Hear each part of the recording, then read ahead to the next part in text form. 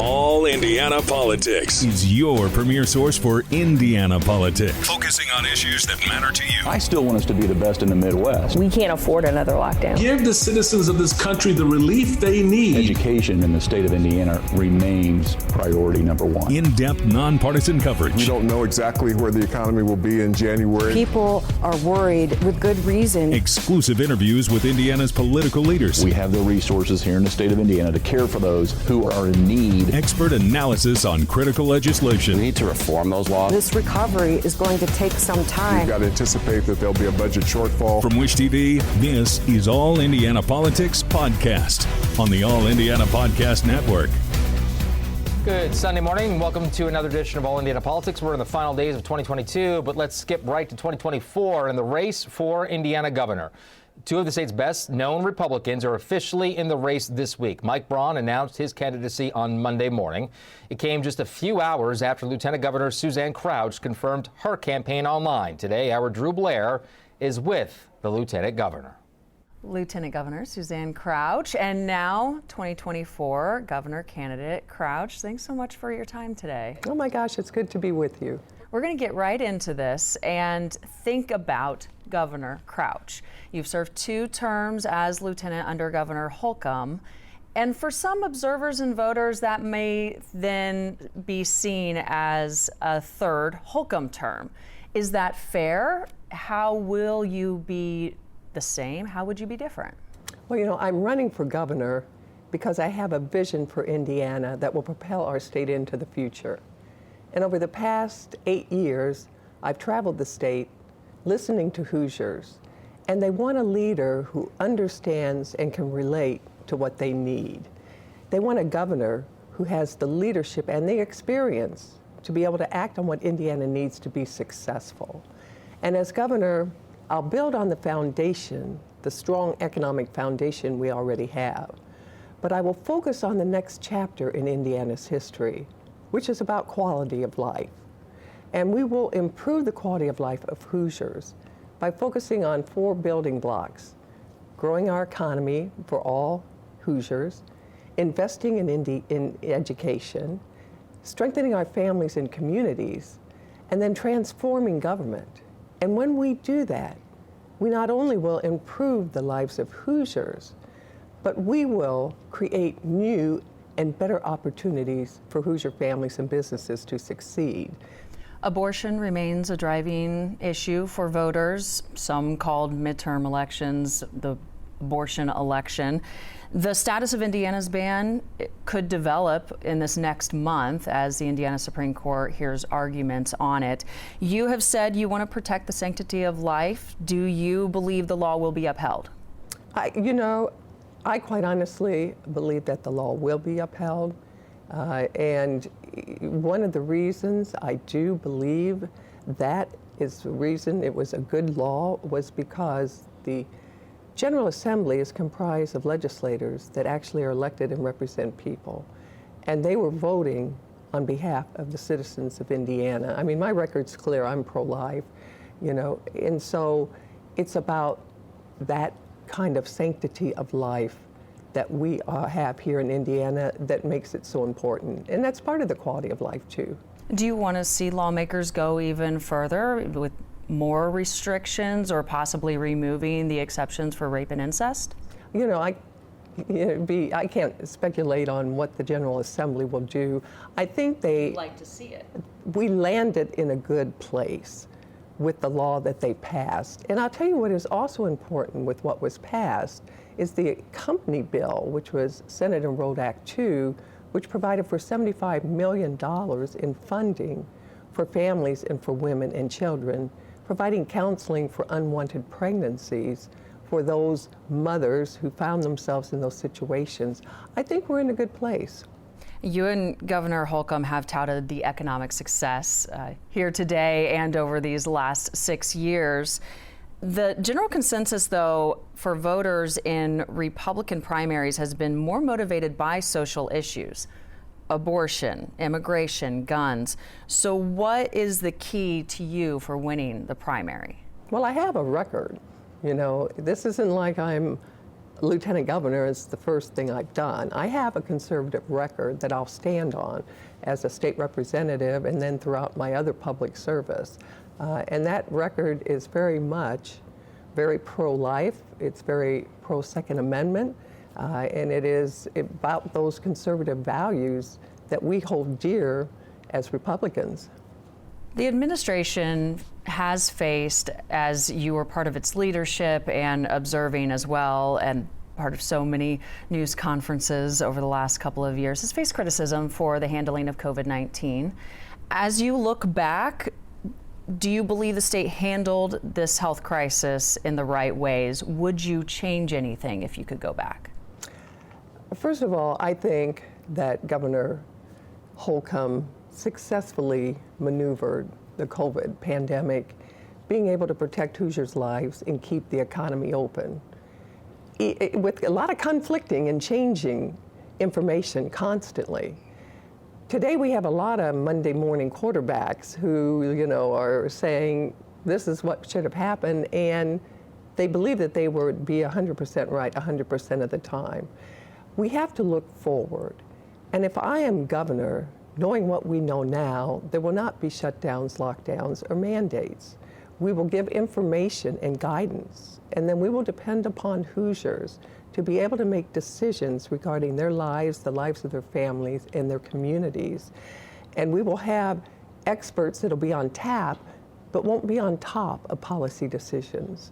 We need to, as a country, to be better prepared for these situations if they ever happen again, and hopefully they never do. And as governor, Indiana will be prepared. This is a question that we can't imagine won't be asked of every GOP candidate for governor across the country. So I'll ask you, do you want Donald Trump as the party's presidential nominee? I supported Donald Trump's policies, not his rhetoric. I will be supportive of the Republican candidate who can best address the failures of the Biden administration. I don't think I've ever endorsed a political candidate at the national level, but we'll see. So if he's the nominee, you will be voting for Donald Trump? I think there's a lot of people that will be working and that will be putting themselves out there, and I'd like to wait and see what the result of that is and who all will be throwing their hat into the ring. Lieutenant Governor Suzanne Crouch, thank you for this time. You're welcome. Thank you. All right, coming up, one-on-one with Governor Eric Holcomb. Does he believe a court will reinstate Indiana's new abortion ban? We'll ask him next on All Indiana Politics.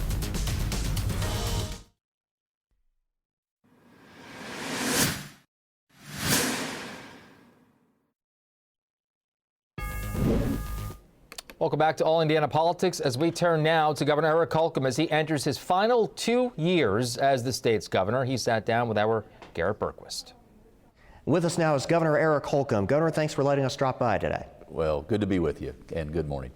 So looking back on 2022, what are some of the things that you are most proud of from this year?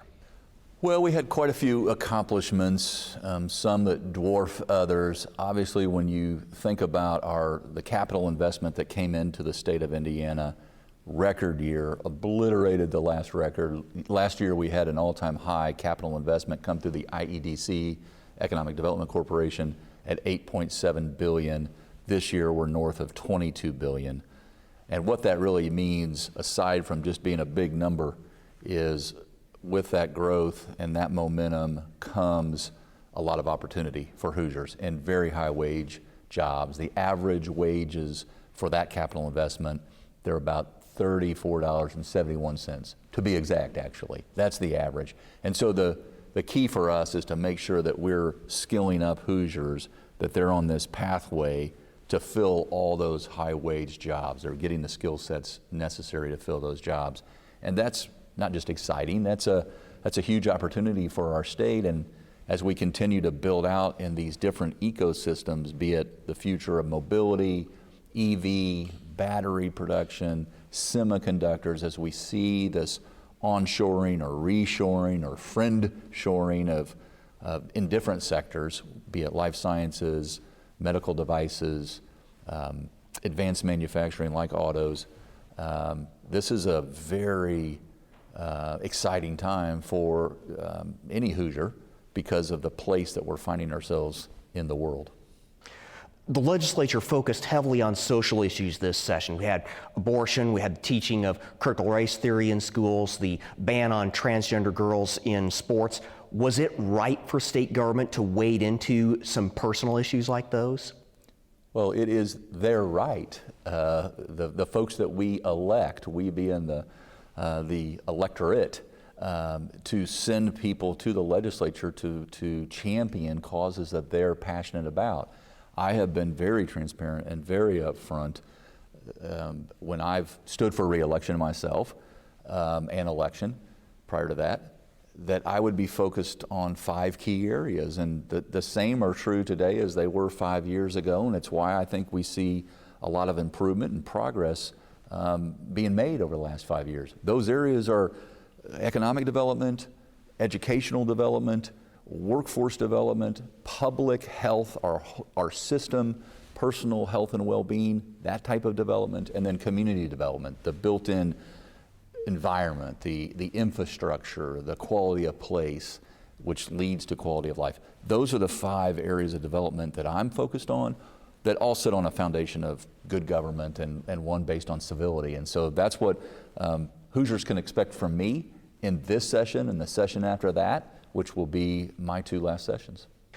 The abortion ban now has 2 court-ordered injunctions against it. You said you want it to play out in court. Has to. Do you personally believe this law is constitutional, and do you want it to be the law of Indiana?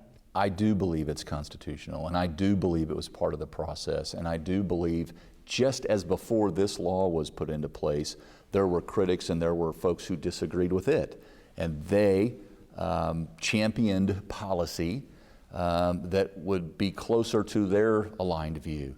And the same will be true after the court decides on both of these cases, where we go from here. This is a contentious issue for sure.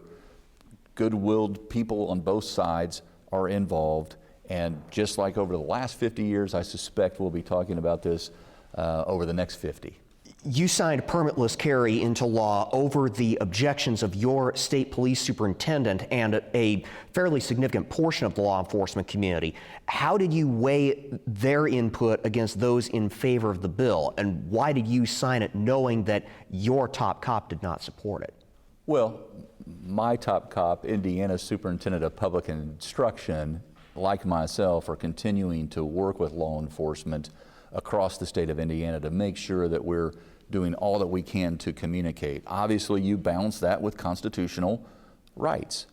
And at the end of the day, that's where I saw what prevailed, not to be counter to that. Now, how do we not just adapt, but how do we align ourselves with one another? How do we partner with local law enforcement agencies? And when the state police are pulling someone over at 2 a.m. in the middle of the night, how are they best equipped and best informed? And there are ways to get at that, and that's what we'll continue to work on. All right, coming up, we bring in Indiana's best political team next on All Indiana Politics.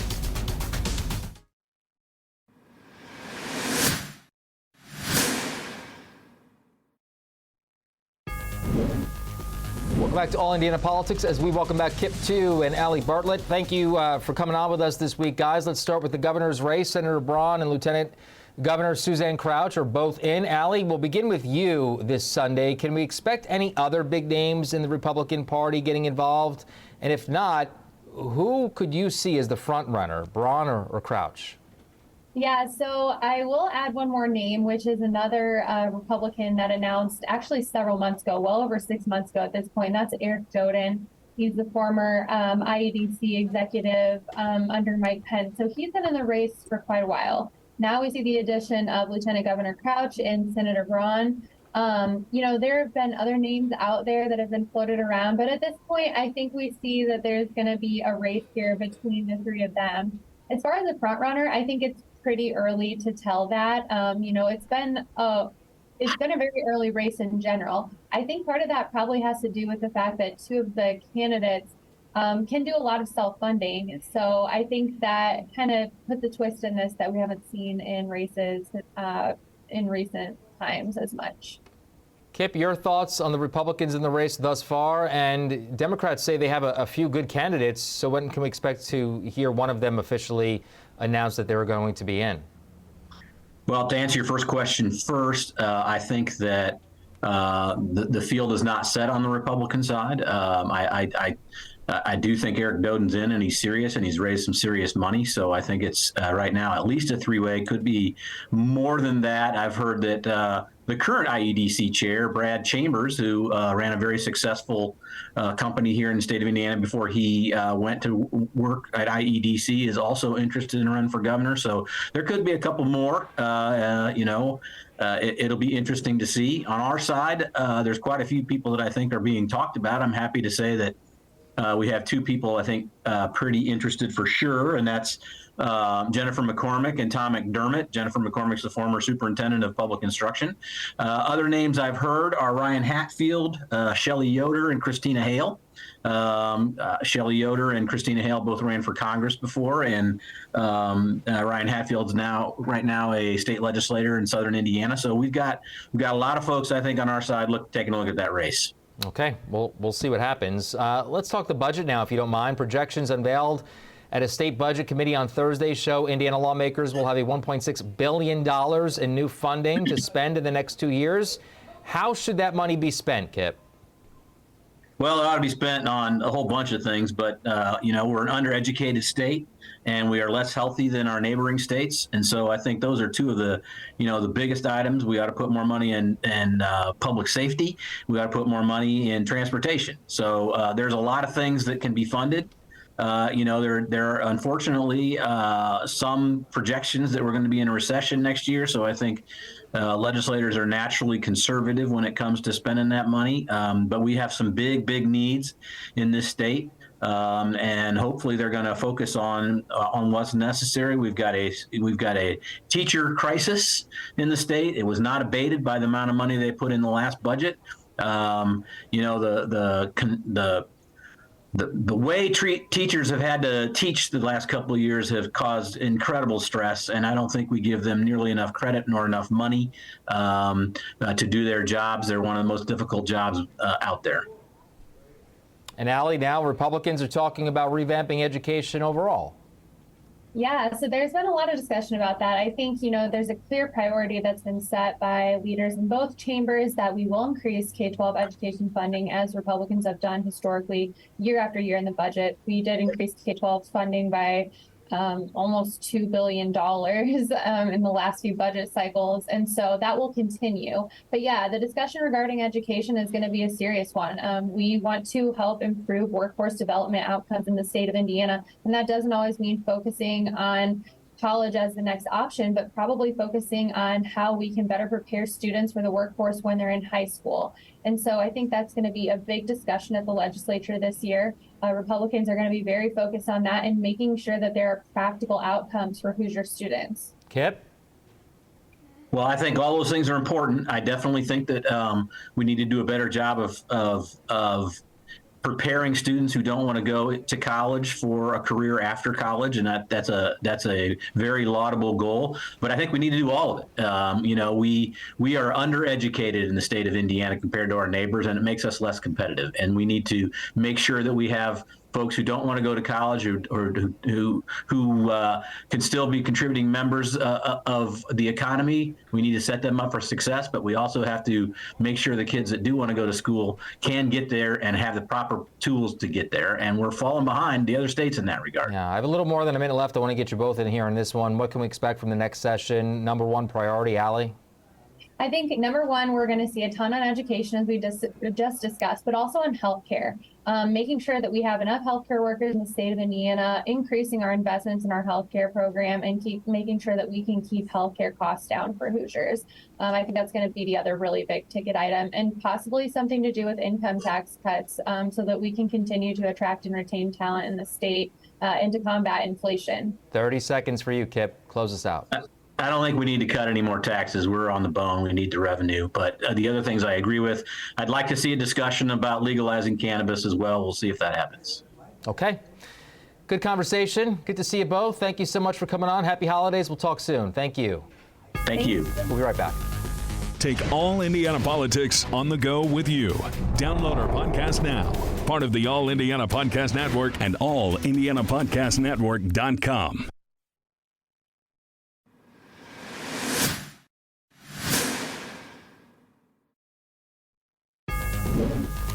Thank you for joining us for All Indiana Politics. A programming note, we will not be here next Sunday for Christmas morning. We'll be back here in 2 weeks on New Year's Day, talking more with Governor Eric Holcomb and looking ahead to the start of the General Assembly. Have a great rest of your weekend and happy holidays. From Wish TV, this is All Indiana Politics Podcast on the All Indiana Podcast Network. Watch All Indiana Politics live Sunday mornings at 9:30 on Wish TV and at wishtv.com. Subscribe to this podcast and listen weekly here on the All Indiana Podcast Network. And be sure to discover even more great podcasts at allindianapodcastnetwork.com.